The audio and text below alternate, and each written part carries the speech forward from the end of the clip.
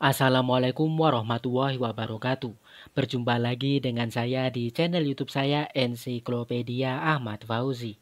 Channel yang menjelaskan berbagai hal yang berkaitan dengan analisis data, penelitian, penulisan, dan berbagai pengetahuan lain yang mungkin dapat meningkatkan pengetahuan ataupun keterampilan kalian. Di beberapa video sebelumnya kita telah mempelajari bagaimana caranya melakukan analisis ANAFA, baik secara manual maupun menggunakan SPSS. Dan di video kali ini, mari kita pelajari cara membaca serta melaporkan hasil uji ANAFA, baik hasil yang didasarkan pada perhitungan manual maupun output SPSS. Misalkan saja kita memiliki penelitian semacam ini, pengaruh konsentrasi zat A terhadap panjang perkecambahan kacang hijau. Bila judulnya semacam ini, maka variabel bebasnya adalah konsentrasi zat yang bisa kita variasikan dari 0 ppm atau 0% hingga sekian ppm atau sekian persen. Kemudian variabel terikatnya adalah panjang perkecambahan. Lalu kita bisa menyusun hipotesisnya semacam ini. H0-nya adalah tidak ada perbedaan rata panjang perkecambahan pada perlakuan yang berbeda. Sedangkan H1 atau H alternatifnya adalah ada perbedaan rata panjang perkecambahan pada perlakuan yang berbeda. Nah, ketika kita melakukan perhitungan manual maupun melakukan analisis menggunakan SPSS, kita bisa memperoleh tabel ini. Ya, ini merupakan hasil dari hitungan manual yang telah kita pelajari di beberapa video sebelumnya. Sedangkan ini tabel output SPSS kalau kita melakukan analisis menggunakan SPSS.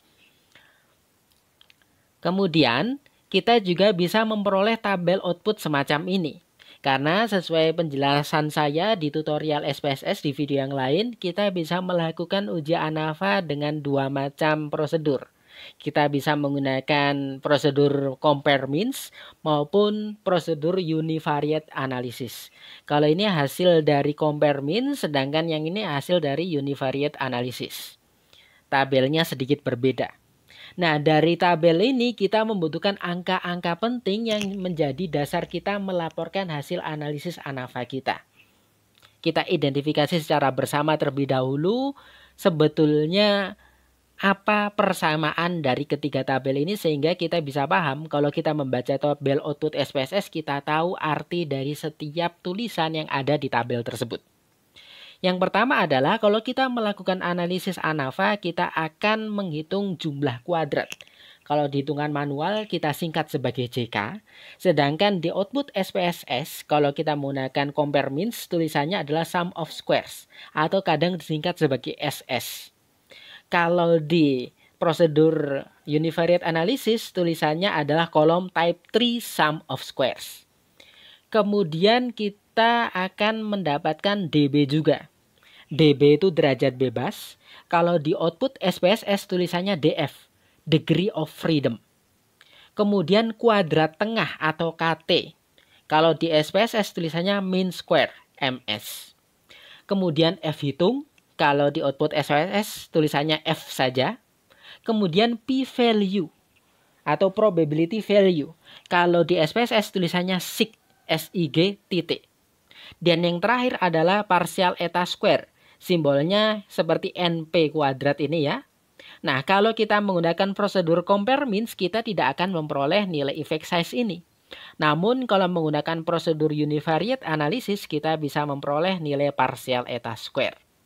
Kalau di manual, kita singkat sebagai NP kuadrat. Kalau di SPSS, tulisannya lengkap partial eta square. Kemudian, kita baca barisnya.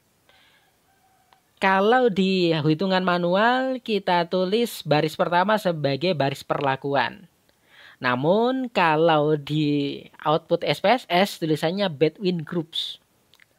Tapi kalau menggunakan prosedur univariate analysis, tulisan di sini yang muncul adalah tulisan variabel yang kita masukkan ke fixed factor. Ya, kalau di SPSS kita memasukkan ke kolom fixed factor, itu nama variabelnya apa? Misalkan nama variabelnya adalah persentase. Kemudian Baris kedua adalah galat. Kalau di prosedur compare means, galat ini tulisannya adalah within groups. Sedangkan kalau di prosedur yang kedua, tulisannya adalah error. Error itu galat ya. Kemudian total itu sama. Baik di manual maupun SPSS tulisannya tetap total. Oke.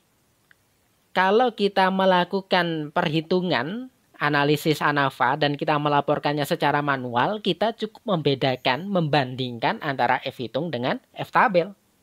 Ketika F hitungnya lebih besar dari F tabel, maka H0-nya ditolak, sehingga kita simpulkan ada perbedaan di antara kelompok-kelompok yang kita bandingkan. Kalau F hitungnya kurang dari F tabel, sebaliknya H0-nya gagal ditolak, sehingga tidak ada perbedaan rata dari data-data atau kelompok-kelompok yang kita bandingkan.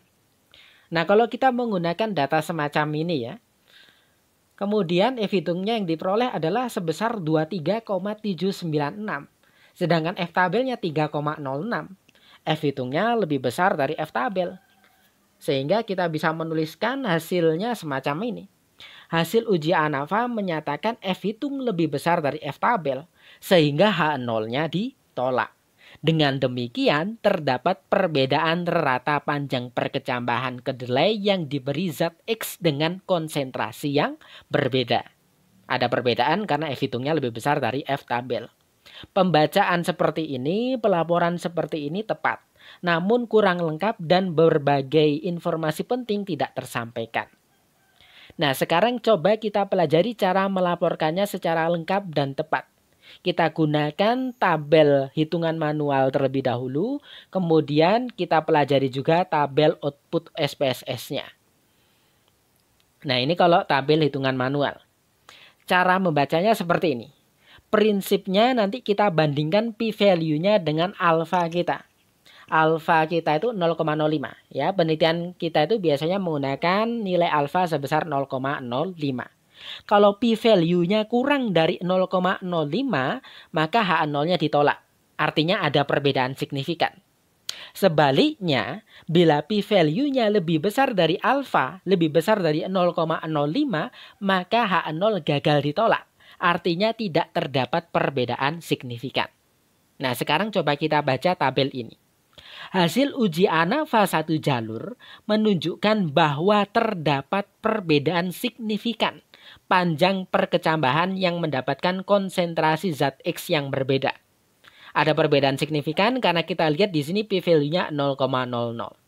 Sekarang kita tuliskan hasilnya secara tepat dan lengkap. F dalam kurung DB pertama, yaitu DB perlakuan dia sebesar 4. Kemudian DB yang kedua, yaitu DB-nya galat sebesar 15.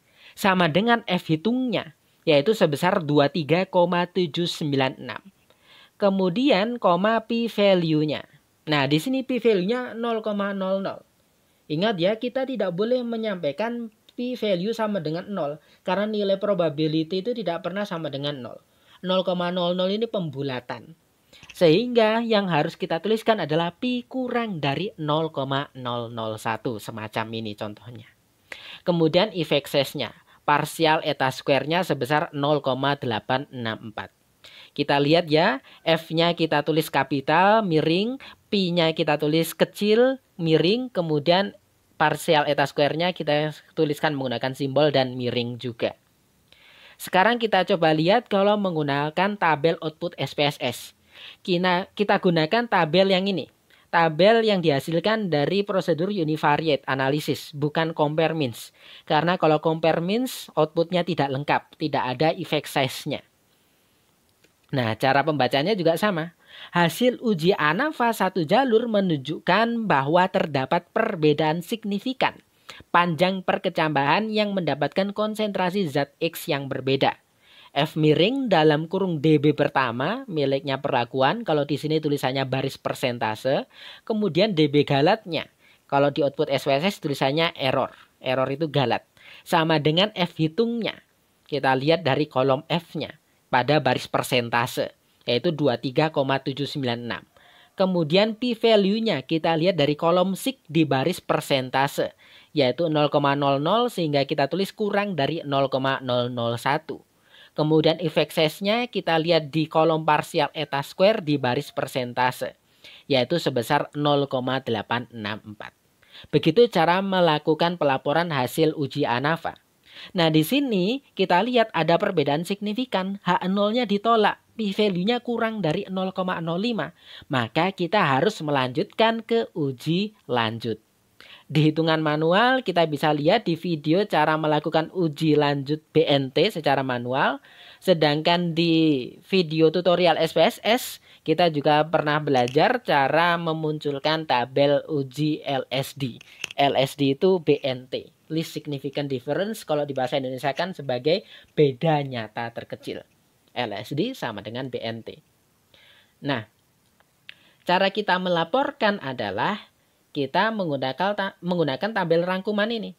Namun kita lengkapi, kalau di hitungan manual kita sudah mencari rata tiap kelompok. Nah, kemudian perlu kita lengkapi dengan standar deviasi dari setiap kelompok. Kalau di output SPSS kita bisa melihat di tabel deskriptif analisis. Di situ ada rata dan standar deviasi masing-masing perlakuan. Kalau hitungan manual, kita perlu mencari standar deviasinya dahulu. Namun tenang, kita bisa menggunakan bantuan Excel. Kita bisa pindahkan data kita ke Excel, kemudian kita gunakan formula STDEV untuk mencari standar deviasi dari setiap kelompok. STDEV dalam kurung sel-sel yang berisikan data kita. Nah ini ya, kelompok konsentrasi 0%, STDEV C4 sampai C7, nanti hasilnya 0,50. Dan seterusnya sampai yang perlakuan 20% nanti diperoleh angka 0,82. Pemberian notasi di hitungan manual sudah kita pelajari. Di SPSS kita perlu membandingkan di nilai SIG-nya. Juga sudah kita pelajari di tutorial SPSS uji ANAFA. Kemudian tinggal kita laporkan. Cara melaporkannya bisa semacam ini. Bisa menggunakan kalimat yang lain ya, tapi prinsipnya adalah kita baca rata dan standar deviasi dari setiap kelompok atau perwakilan kelompok yang terkecil dan kelompok yang terbesar. Kemudian kita lihat juga notasinya. Prinsipnya kalau notasinya berbeda, maka kedua kelompok tersebut memiliki perbedaan signifikan. Kalau kedua kelompok memiliki notasi yang sama, maka kedua kelompok tersebut tidak berbeda signifikan. Ini contoh cara pembacaannya. Hasil uji BNT menunjukkan bahwa kacang hijau yang diberi zat A dengan konsentrasi 0% perkecambahannya paling pendek. Kita sampaikan ratanya dan standar deviasinya. Panjang perkecambahan perlakuan tersebut tidak berbeda signifikan dengan kacang hijau yang diberi zat A dengan konsentrasi 5% maupun 10%. Karena di sini notasinya sama-sama A. Di sisi lain, kacang hijau yang diberi zat A sebesar 15% memiliki perkecambahan yang secara signifikan lebih panjang dari ketiga perlakuan sebelumnya. Karena pada konsentrasi 15% notasinya sudah B. Panjang kecambah perlakuan ini tidak berbeda signifikan dengan perlakuan 20%. Kenapa? Karena 15 dan 20% sama-sama notasinya B. Oke, demikian penjelasan saya terkait cara membaca dan melaporkan hasil ANAFA satu jalur. Di video selanjutnya kita akan belajar cara membaca dan melaporkan hasil ANAFA 2 jalur. Terima kasih atas perhatiannya. Mohon maaf bila ada kesalahan. Assalamualaikum warahmatullahi wabarakatuh.